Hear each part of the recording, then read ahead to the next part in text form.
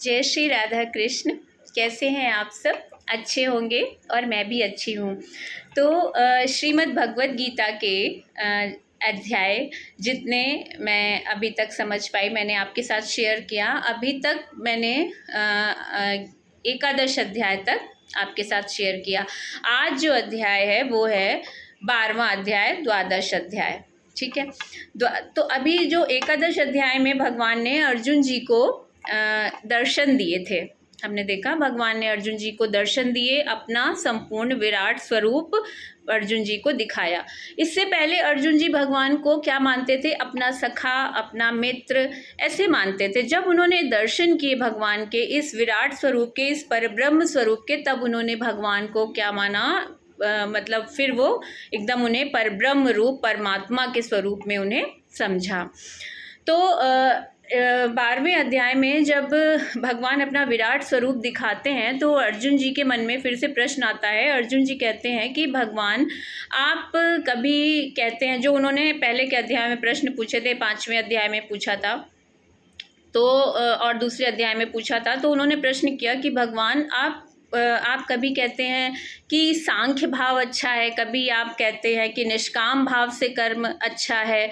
तो आप ये बताइए कि कौन सा मार्ग अच्छा है और कौन सा भाव अच्छा है। तो भगवान इसमें अर्जुन के प्रश्न का उत्तर देते हैं।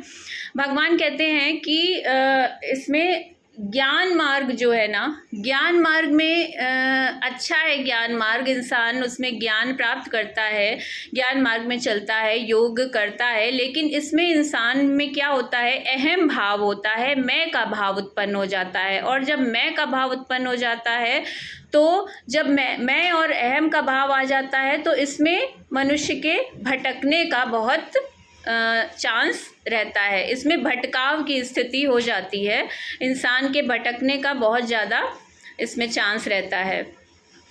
और तो इसमें भगवान कहते हैं कि मुझे जो मार्ग प्रिय है वो है भक्ति मार्ग। भक्ति मार्ग में क्या है? इंसान मेरे को ध्यान करते हुए, मुझे अर्पित करते हुए अपने सारे कर्म करता है। तो इस मार्ग में क्या है? अहम का भाव नहीं रहता। इस मार्ग में जो चलता है वो ये सोचता है मनुष्य कि जो किया है भगवान ने किया है और जो हो रहा है वो भगवान की इच्छा से हो रहा है। जिसमें जैसे कहते हैं, जाहि विधि राखे राम, ताहि विधि रहिए। तो भगवान इसमें अर्जुन को कहते हैं कि अर्जुन, भक्ति मार्ग जो है वो मुझे प्रिय है। और जो इंसान भक्ति मार्ग में चलते हुए अपने कर्म करता है और कर्मों के फल को मुझ में समर्पित कर देता है, और त्याग जिसके अंदर रहता है, जो हर स्थिति में समभाव रहता है, समत्व का भाव जिसके अंदर आ जाता है, वो व्यक्ति मुझे प्रिय है। और इसमें आगे भगवान कहते हैं कि जो भक्ति मार्ग में चलता है उसके लिए उसके मन में राग द्वेष नहीं रहता, वो किसी के लिए द्वेष की भावना नहीं करता, वो मान अपमान में सम रहता है, वो सुख और दुख में सुख रहता है, वो लाभ हानि में सम रहता है। वो अपने सारे कर्मों को करते हुए, अपने कर्मों के फल का त्याग करते हुए समर्पण भाव से मुझे भजता है। और भगवान इसमें कहते हैं, तो अर्जुन के मन में प्रश्न उत्पन्न होता है। अर्जुन कहते हैं कि भगवान, जो मन है ना, ये हवा के जैसा है, ये कभी एक जगह स्थित नहीं होता है, ये कभी इधर है कभी उधर है। तो आप में कैसे मन को लगाया जा सकता है? तो भगवान कहते हैं अभ्यास के द्वारा मुझ में ध्यान लगाओ, और जब मन भटकता है तो उसे फिर से पकड़ के मेरी ओर ले आओ। क्योंकि जो मन है वो वायु की तरह चंचल है, और ये अर्जुन जी भी समझते हैं, क्योंकि वो इंसान है अर्जुन जी भी। और मन कितना चंचल है, अगर हम लगाने की कोशिश भी करते हैं एक जगह पे तो फिर से कहीं दूसरी जगह जाता है। तो भगवान इसमें कहते हैं कि उस मन को फिर से पकड़ के लाओ और मेरी ओर लगाने की उसको कोशिश करो। और इसके लिए भगवान जो कहते हैं वो कहते हैं कि सद्गुरु की शरण में जाओ। अगर सद्गुरु की शरण में जाओगे तो अगर तुम भटक भी रहे होगे तो तुम सही दिशा में आ जाओगे। और भक्ति मार्ग में चलने वाला जो इंसान है ना, वो किसी को दुख नहीं पहुंचा सकता, वो किसी से द्वेष नहीं कर सकता, और वो सद्मार्ग पर चलता है। तो जो सद्मार्ग पर चलता है वो मुझे प्रिय है।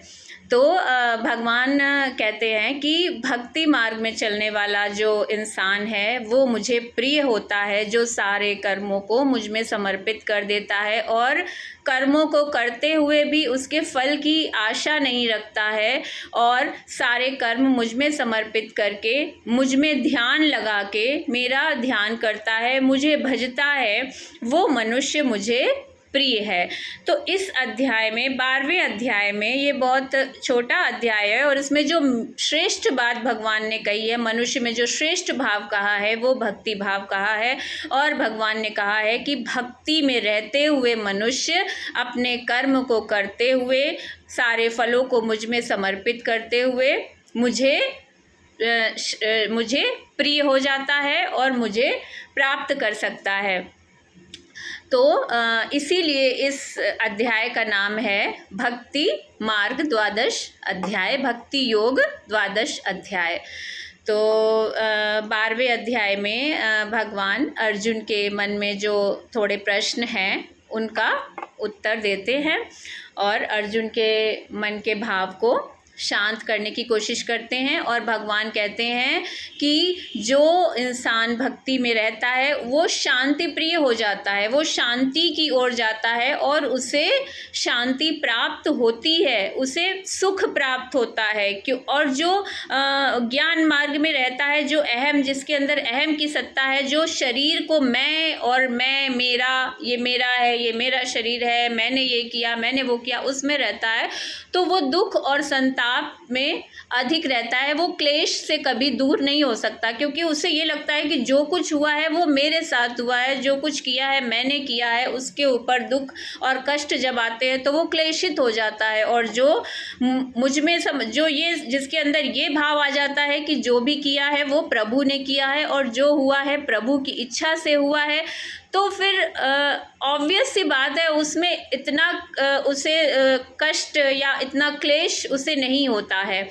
तो जो द्वादश अध्याय का सार यही है कि भगवान ने इसमें भक्ति मार्ग को श्रेष्ठ मार्ग बताया है और मनुष्य को भक्ति में रहते हुए, प्रभु को भजते हुए, अपने कर्मों के फल का त्याग करते हुए समर्पण भाव से जीवन जीने के लिए तत्पर किया है।